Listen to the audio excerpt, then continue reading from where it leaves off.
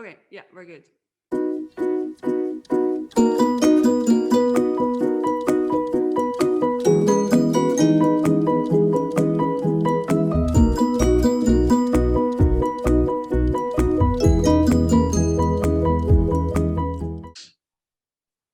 Hi, guys, and welcome to episode 2 of BlastCast. Today, Hannah and I made a plan not to have a plan. So, we're just going to have a conversation and talk about the book that we read, which is Tribes by Seth Godin, who is actually Hannah's type twin.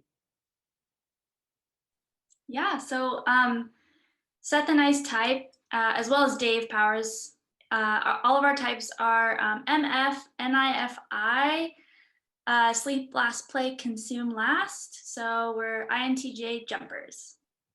Yeah. So, your first impression, Hannah, like, what was your experience reading the book? Was it like cringy, or was it good, or just what were your thoughts and feelings, I guess? Yeah. Um, well, so it was very different from the last book we read, just in terms of like the structure and everything. Because Kamala Harris's book was a like autobiography, whereas this one is just like Seth Godin on blast, like talking about his like marketing stuff. And so it was like definitely a different experience. And I think it was it was good. Like I wasn't like overly cringing the entire time, but there were definitely moments where I was just like, his type was so obvious, and I was like, God damn. But honestly, like overall, I was kind of bored, because I had the feeling of like reading I want someone to tell me. Does that make sense? Like, I want what Seth Godin is saying to be kind of the answer. So, because it feels like home, it feels like, where I want to go naturally. So it's like almost like, yay, like I just get a free pass. But that being said, there were moments where I was like, wow, that was really good. Like that was a really powerful statement. But it was more just like kind of hidden gems within the larger like book. Okay. How about you? What was your experience like? His type was definitely very obvious. Yeah. It's the weird thing was for me. So last time when we read Kamala, you told me like for you it was a little too SE. Like it was a little bit of like too much. Yeah. I guess like chaos, like statements that were not connected. That you were like, why is this here, or why are you channel changing? Yeah. The weird thing was that was me with this book, because I know. just for people that haven't read this book, or I don't know if Seth Godin does this in every book, but he just has these like tiny I guess chapters that are just like a page or a page and a half, or like max 3 pages long, that are just kind of like little blaster lessons. But for me they felt so disconnected. Like it was just really weird, and up to the point where I was like, is this guy SE? But then I was like, no, because this is definitely the same statement over and over and over again. So that was a little weird for me. And I agree with what you're saying. There were definitely like hidden gems, like certain chapters where I was like, okay, yeah, this speaks to me. This I can use. This is useful. This is good advice from his type to, I guess, me with my type. So yeah, I guess yeah, same experience a little bit. Do you want to share anything, like any part, or like read anything aloud that spoke to you, or that you found really, I guess, annoying or like hard to read? Yeah. I noticed the same thing. They're like little aphorisms all over. It was definitely not what I expected. So I'm glad you pointed that out. So I think there was a couple. I think the first one where I really was like, wow, that was a super good point, is when he talks about like let me find it. I think it's like the fear of failure. Towards the beginning half of the book. I think my page numbers are different than yours, so I think so too. But it's like under the title like fear of failure is overrated. And like that's something that I really struggle with, is like fearing failure. I'm very, very afraid of that. And so I'm glad that he addressed that. And what he basically said was like, fear of failure is not really real. Like that's not complete in and of itself. The fear is actually a fear of criticism, even if you don't realize it as such.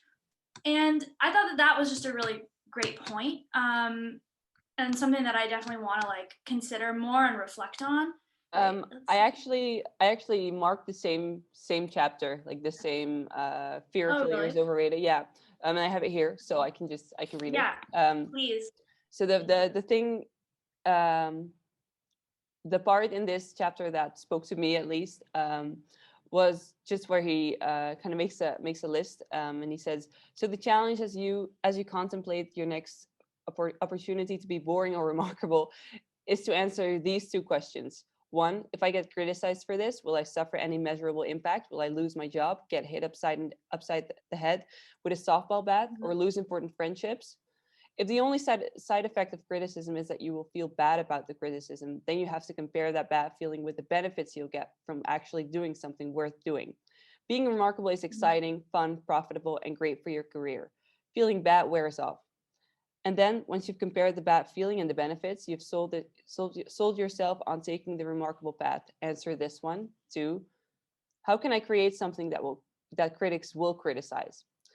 So yeah, that's definitely, like, it's nothing you've never heard or anything, but it's definitely, when I read it like that, I was like, yes, thank you, tell me this shit. Like, this is something I think I will also just, like, I will mark this page and go back to it maybe when, like, in a moment that I'm feeling insecure, and just read it and like, fuck yeah, this is what you need to do. And actually I thought of like just us, like with this YouTube channel, because we have talked like about like, will people like it, will we get a lot of subscribers, will we get a lot of comments, a lot of likes? And this was something where it's like, yeah, do create something, just like throw it out there and just try it out. And yeah, that's definitely something that fuels you. So I agree. No, I totally agree. He's really honing in on like what actually matters.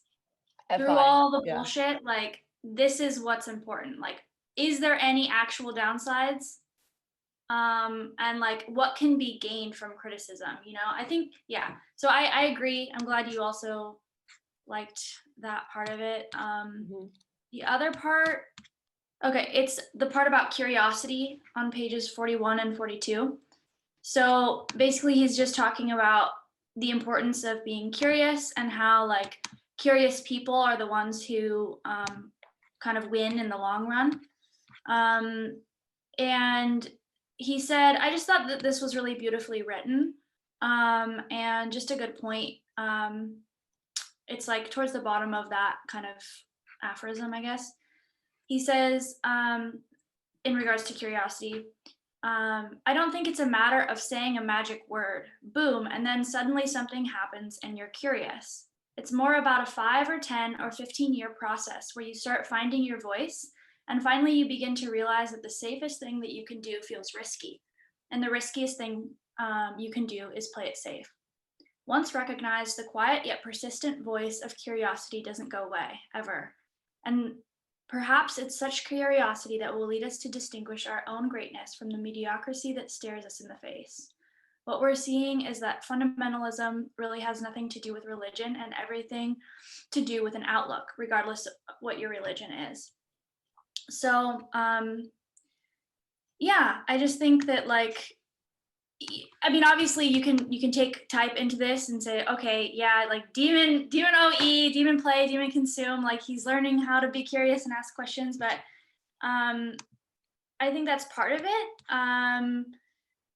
But I honestly, at least in my life, like maybe this is major like blind spot or something, but like I don't really think that this is a huge discovery just because we're demon OE.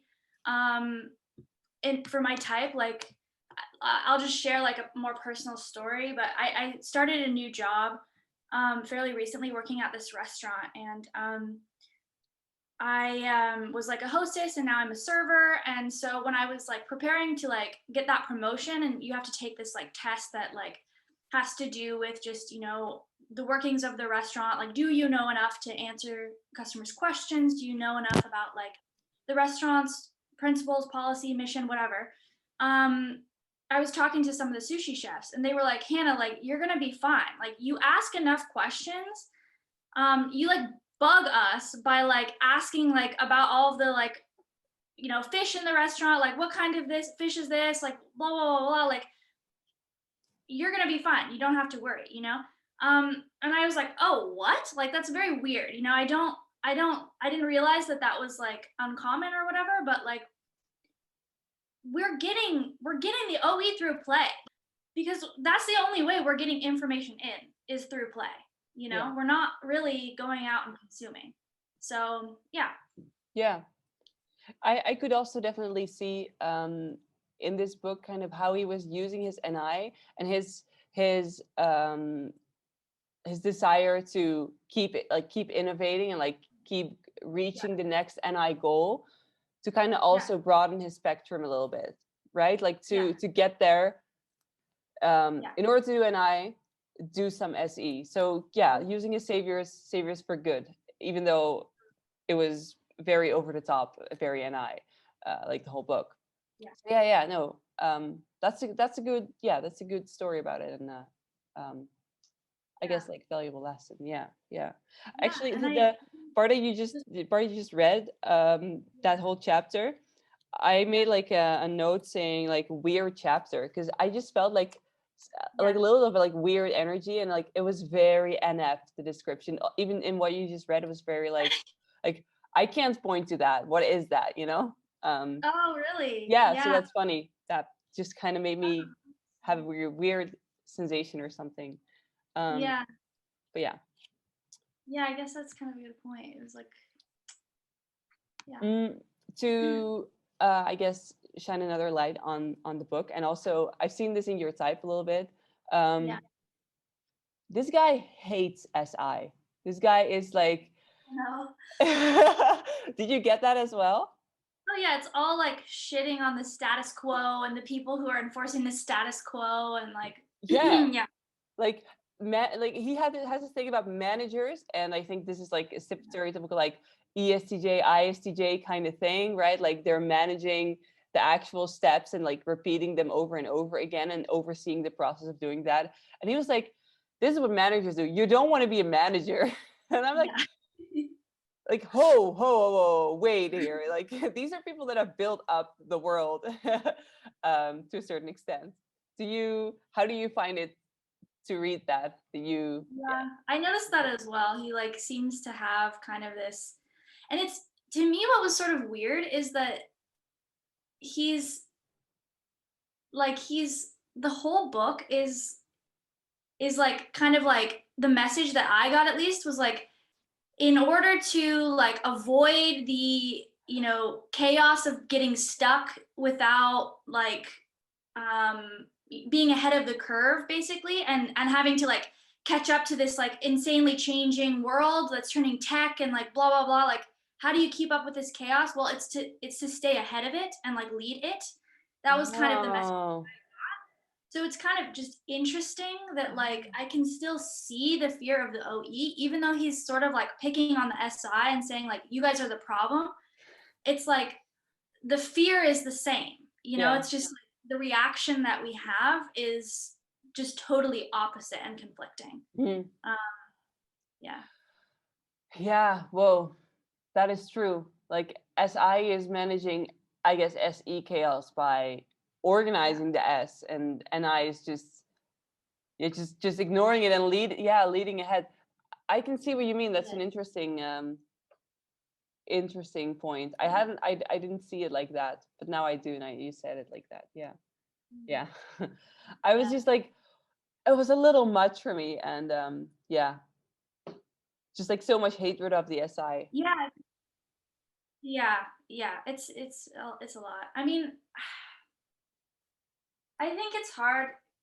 I feel like I definitely relate to that, you know, where I can't, it's almost like when things are too calm and too like I think he talks about sheeple, or like, I don't know if he uses that exact term, but something like animal people, you know, who are like oh, that was a bad way to phrase it, but like people who just like follow the herd rather than like, and don't question it. Like, oh man, that just sets me off. Like if I see something that's like, not working, like I feel like the person that's going in and like turning all the tables over and being like, hey, like we need to fix this, So I can see how that's like kind of very chaotic. It's like very chaotic energy, but it's always like directed at like, we need to like, implement a system in order to deal with this, or like we need to like create this sort of like structure in order to like change the way that this is running. So it's like it's very weird, like I've heard Dave and Chan talk about like how IJs are sometimes the most chaotic in certain ways. Like we're avoiding chaos so much, but like in our wake we kind of create it. And I was like, what? Like, I don't feel like a very chaotic person, but I can see how in this sense, and especially with Seth Godin, like that's exactly what he's doing. He's like, change all of this SI, shit, and like create this totally new structure for things, or way of doing it. There was a lot of talk about doing new and inventing and like new things, and which you would read and you would associate it with OE, but it's really not. It's his NI doing it. Yeah. It's true.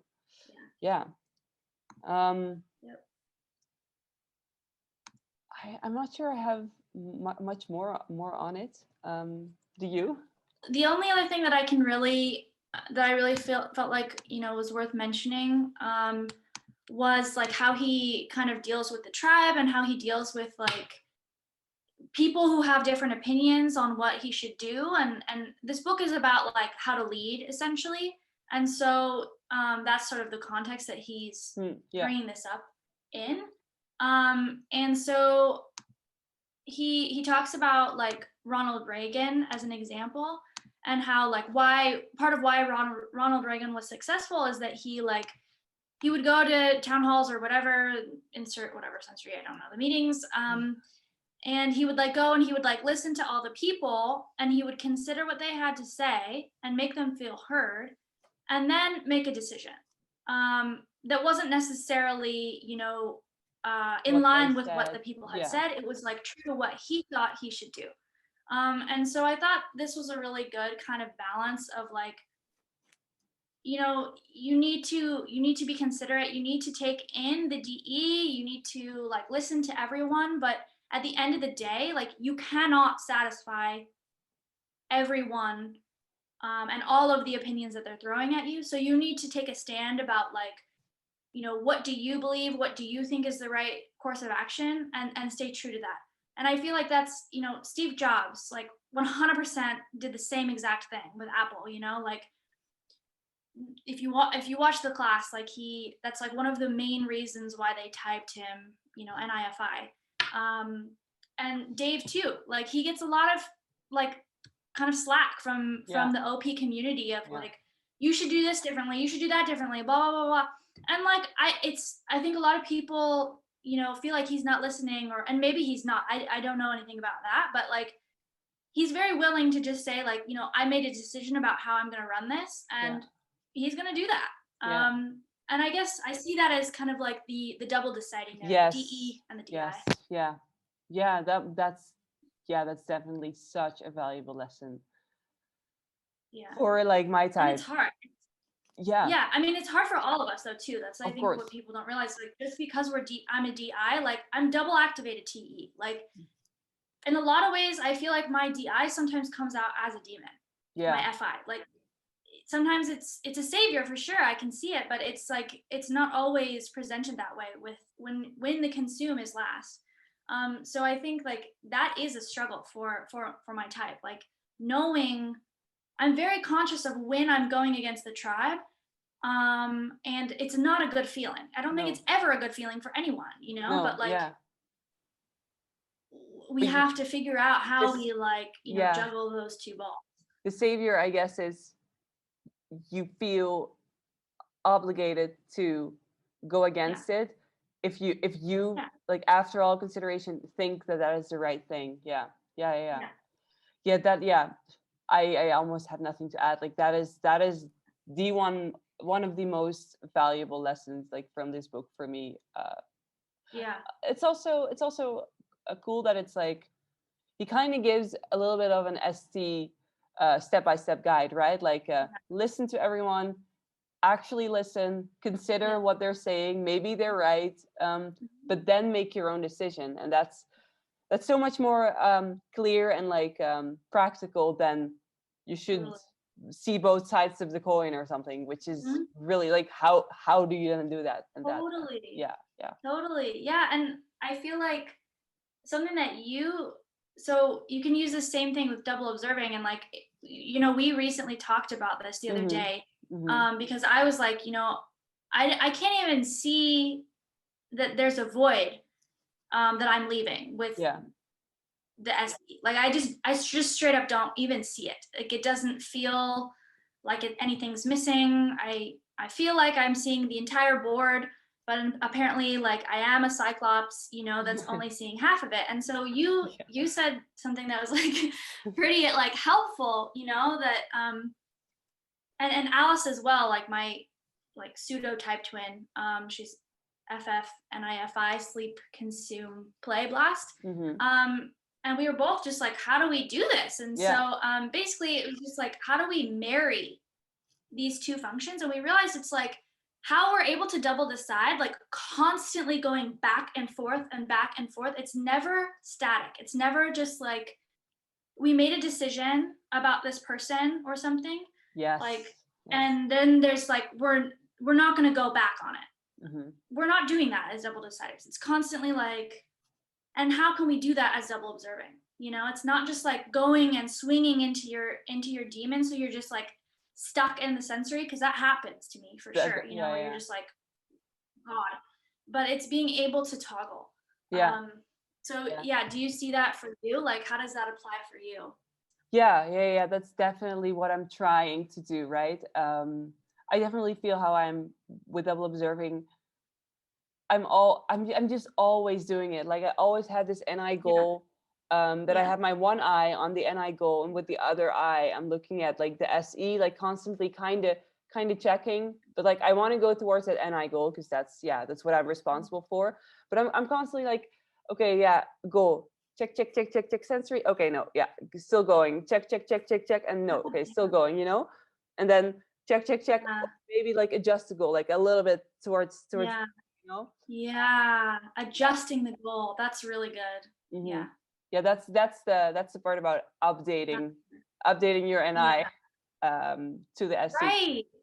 So okay, how do you see that, like, because we're both feminine NI, so for a while I thought I was like a hot shot, like, oh yeah, I can update my NI because it's feminine and like blah, blah. And then now I'm like, wait, like, I'm not really doing that. How do you see the feminine NI like updating the path, updating the goal? How do you see that as different than double observing? Okay, I think it's both, right? And feminine NI allows us to go like go from the path like even further. Like, if this is a goal, like you go like instead of going a little bit like that. It's a curse and a blessing. I'm sure you feel the same way. Like, you're able to move much more, but then you're still responsible of like going towards that goal. So if you allowed yourself much more to go that way, and you have to like bring it all the way back that way, that's a lot of effort, right? Like, I'm sure you feel the same with your feminine NI. So I think it just helps with how much you're able to swing because of the sensory, right? So it's a really, really valuable, I think, just like NI vision on how double observing works. So so we were talking about using that NI construct, like pattern, to apply to yourself with where you're non-movable. And like, so with me, like for my single deciding, like I'm not gonna say like I'm able to do that. at all, because that's just really, really hard. But I definitely like the idea of like, okay, TE, yay, TE, let's find out the TE. But then like sometimes like checking in with like, I kind of see it like, if this is like the whole TE spectrum, like my FI kind of tells me like roughly which like part of the spectrum I should be looking at, like, right? Like, does my FI feel if this is the right tribe to look at? So I sometimes do like look inwards and be like, is this still the tribe I want to be around? Like, is this still the like where I want to be, like where I want to go, like the reasons I want to take in from other people. But yeah, it's definitely much less and much less conscious. And yeah, I'm sure you feel the same with your double double deciding. Yeah, that's a really good point. I feel like that makes a lot of sense to me. Just the FI, and I think just NIFI sleep in general, it very much feels like a compass, you know, of like, you know, where should I be going? Like constantly asking that question, like where should I be going right now?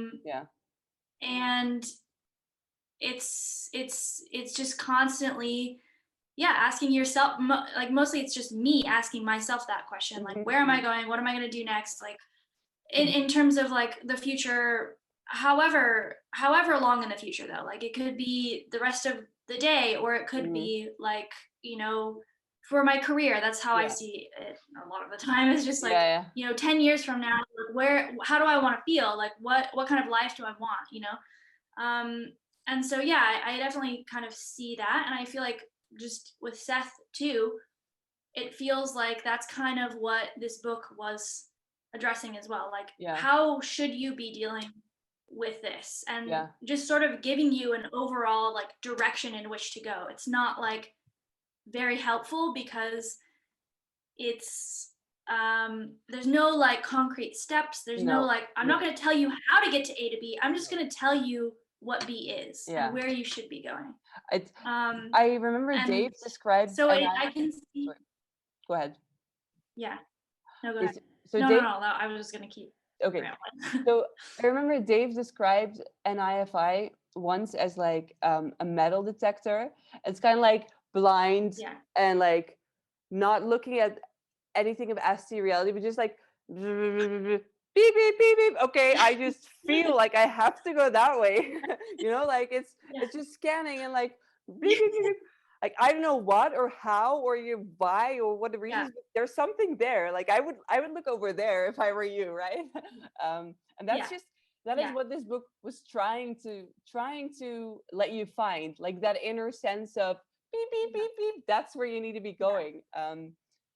But definitely for those of us that are not, and I was like, wait, so what? Like how? Like like what did I just read? You know, like where do I buy a metal detector? You know?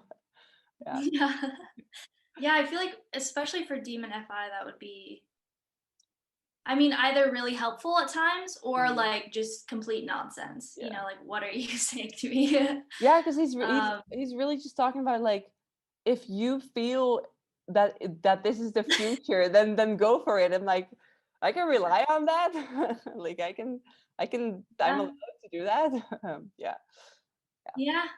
And I don't know, like, what is the answer, right? Like, how do we know that this is true, or do we know that this is like bad advice? Like, I don't know.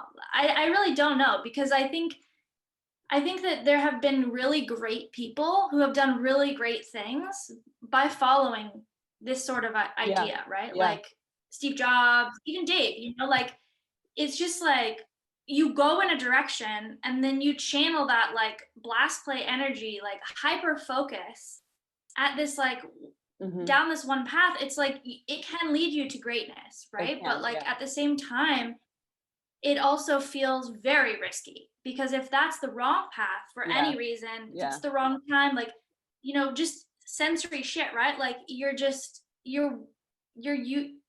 spinning your wheels, like going in a direction that's just dead ended. You're definitely, I don't think he is counting how much, like how often he's wrong with it. Yeah. So Yeah. all right. So I don't know. Anything else you wanted to say?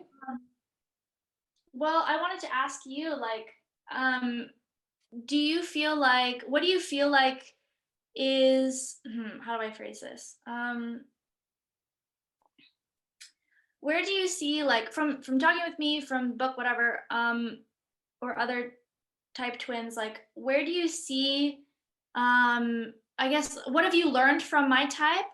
Like, how do you catch us? Like, what feels like very emblematic of our type, and then also what feels like, what surprised you in getting to know me or Seth or whatever through the book? Does that make sense for a question? Damn. Whoa. This is catching me off guard. Right. This is just going to turn into a blaster lesson of just something that I'm pulling up that I'm not even sure answers the question, but something I want to talk about Go is for it. like, I definitely see how we're so similar in type. Yeah. So like we can just talk and like say a half Mhm. sentence and the other one knows what we're talking about. Yeah.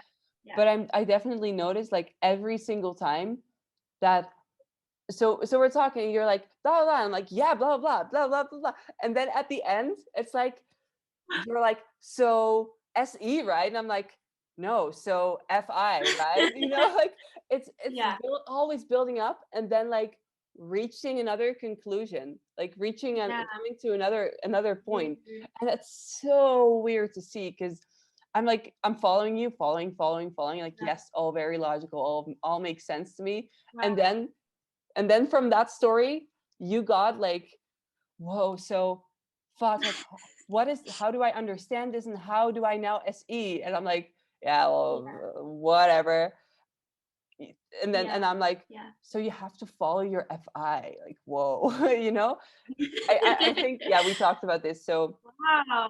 but yeah that is just That's a definitely really good. something I'm seeing like all the time, which is weird. Yeah. Like you just Yeah. taking that other path of like at the end, they're like okay going there, I'm going there, yeah. That's weird. Yeah, that's a really good point. I can sort of see that, but like honestly, like I, maybe I'm not aware of that as much, but like for me, I don't even notice. Like I feel like it's all the same, but I can see it. I can see hints of that, but it feels like minor differences. And I feel like maybe for you, it feels like more of a shock that I'm like, whoo. Maybe I'll look out for it and let you know when it's happening again. Yeah. Yeah. All right. I think that next time we're gonna try to find someone that is not our exact MF NTJ functions, and talk about a type twin that has, I guess, like brought something into the world with that person. So like have a guest on, and we definitely want to interact with anyone who's watching this. So let us know. We said this last time. We don't want to say like let us know in the comments, and then like we're surprised that people don't comment, but like let us know in the comments or don't if you don't want to. But yeah, we would like to hear like what people like Yeah. or not like, just from what we're putting out. So I think that was it. Yeah. Yeah, absolutely. Thanks for watching, guys. And we will see you, I don't know, probably like next month. Right, yeah, or like in um, 5 months when we have yeah. consumed more. All right, Yeah. see you later. Bye.